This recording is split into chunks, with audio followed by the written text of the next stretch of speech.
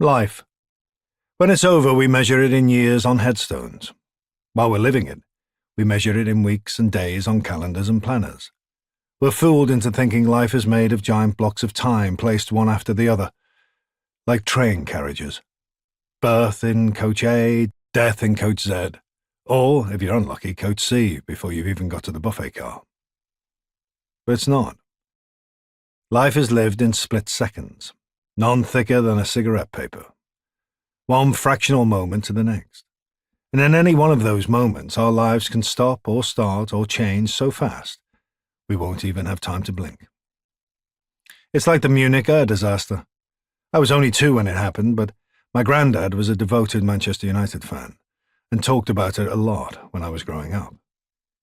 He'd show me the old programs of the Busby Babes, the greatest team of their generation, Duncan Edwards, Tommy Taylor, all brilliant young players with their whole careers ahead of them, until 8 of them were killed when their plane crashed during a takeoff. Because life will do that. 1 minute you're celebrating, knocking Red Star Belgrade out of the European Cup. The next, they're dragging your body from the burning wreckage on a German runway. And it's the same for all of us. We wake up every morning believing we've got our day all mapped out and under control, never thinking fate's lightning strike may be coming. But it is. Sometimes it's good lightning, but too often it's bad. And it doesn't have to be as dramatic as a plane crash. It could be as simple as walking around a corner, opening the front door, answering a phone. RAF. The name on my phone screen when the lightning struck. It was a Thursday afternoon in early December. I was at home in North London, just on my way out to meet my girlfriend.